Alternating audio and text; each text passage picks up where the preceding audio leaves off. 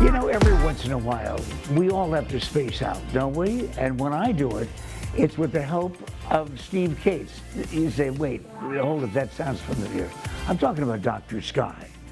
And everybody is, you know, particularly these days when you're talking about all of the action going on around Mars. Yes. I mean, that's one of those planets that's involved with literature and movies and exciting stories, but you've got some real facts going on right now. This is Mars stuff. You bet. Good to be with you, Pat. The Mars cult here is so powerful in Arizona because many of the viewers may not know, back during the change of the early centuries, back from 1900s, Percival Lowell from Boston came here and founded the Lowell Observatory that people pretty much know in the back of their head. But Percival Lowell spent his entire lifetime studying Mars. And he thought, incorrectly, but with his large telescope, that Mars had these signature canals. And obviously it has polar caps, and they thought that canals and polar caps may mean what? Intelligent life. But we know that's not necessarily true. But what's interesting is for observers looking into the eastern sky, Pat, during this end of October and into November, Mars is closest to the Earth than it's been in about 2 years, and it will not be as close until the year 2035. So just look up. The orange ball of light is Mars, the so-called red god of war.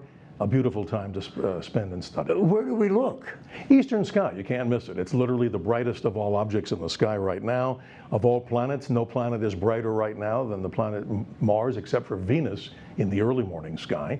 And this planet Mars, if you have a telescope, and many people out there do, you'll get to see, I watch it myself, Pat, in a moderate-sized telescope, the southern ice cap, southern polar cap.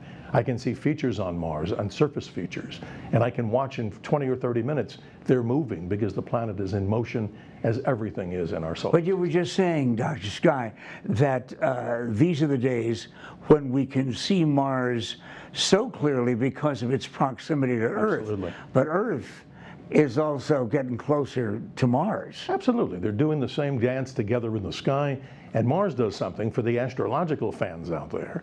Beginning in September of this year, Mars does something which most people, you know, ooh and ah, this is something called retrograde. Normally planets, as they move through the zodiac, they move to the eastern part of the sky throughout the year. But every so often a planet like Mars, because the Earth is catching up to it, it's like horses on a racetrack.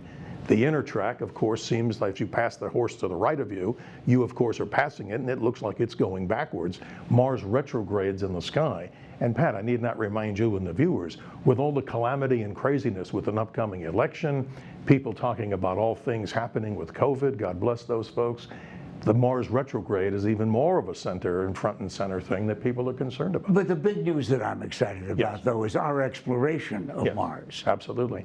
What we're seeing in the relativistic sense, Pat, with spacecraft, we have many spacecraft, many nations headed to Mars right now. The U.S. has the Perseverance rover, which is headed to the surface of Mars, as people can see. And what makes this rover even more phenomenal, it's going to be landing in an area where there may be some organic compounds in February of 2021.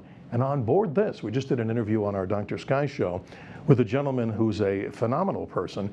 He's the pilot of this amazing drone-like helicopter called Ingenuity that's stuck on the side of the Perseverance rover. So you'll have a small helicopter that can now move around the surface of Mars and image. This is great technology and exciting times for younger and older folks. Mars, of course, the destination that Elon Musk believes we must go to within the next 4 to 5 years. How about that?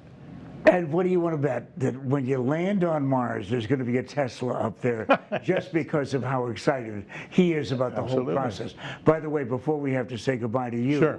you mentioned the Dr. Sky show. Yes. This isn't it. Right. It's actually on the radio. KTAR, it's our flagship station. This is one here that people can listen to 3 o'clock in the morning on purpose on Saturdays. We're privileged and honored to have a new Dr. Sky podcast. Just go to the menu section of KTAR.com. You can see the blog for Dr. Sky to learn all about astronomy, space, aviation, and weather in the new podcast. And I love to say it, Pat, and this is what people like to hear. I'm your navigator on the highway to the heavens. And what? Always remember to keep your eyes to the skies. You've just been awash with Mars and Dr. Sky. How much more can you ask for at these prices?